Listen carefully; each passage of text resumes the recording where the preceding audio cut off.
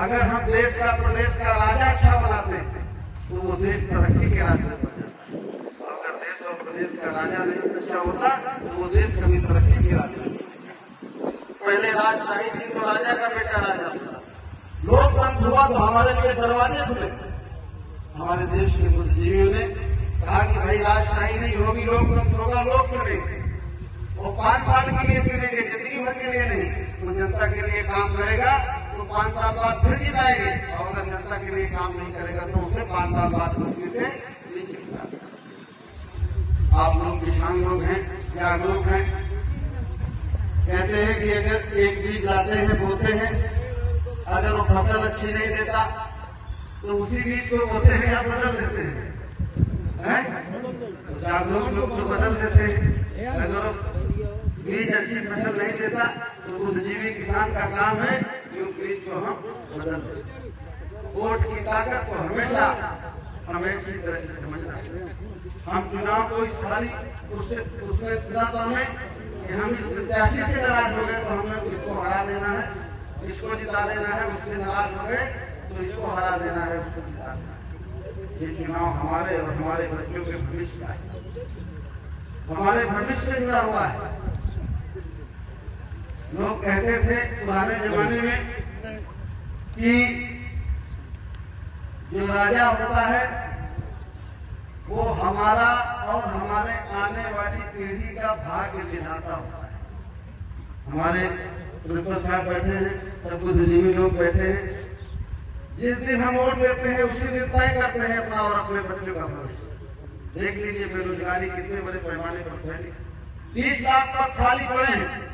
हमारे बेरोजगार बच्चे दर्द की ठोकरें खा रहे हैं। अगर राजा अच्छा होता तो भर्ती हो जाती कि नहीं, तो 30 लाख बच्चों को रोजगार मिल जाता कि नहीं।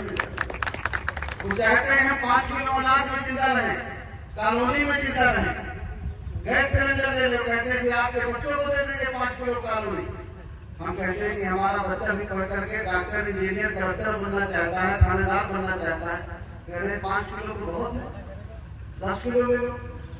अगर ज्यादा दिक्कत उक्कत हो, पाप हो जाए तो हम बसें चला देंगे, तो आना करेंगे तो पाप हो जाएंगे।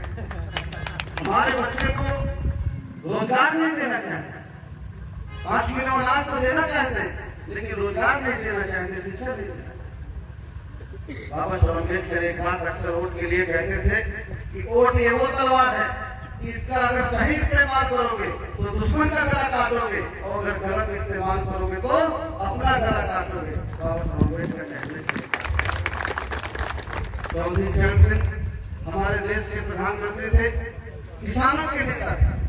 जब वो किसानों के बीच में जाते थे तो अक्सर एक बात कहते, ऐ मेरे किसान भाइयों, आपकी एक आंख खेत में हो तो दूसरी आंख आपकी विधानसभा और लोकसभा में हो, क्योंकि आपके हित का कानून विधानसभा और लोकसभा में बनता है।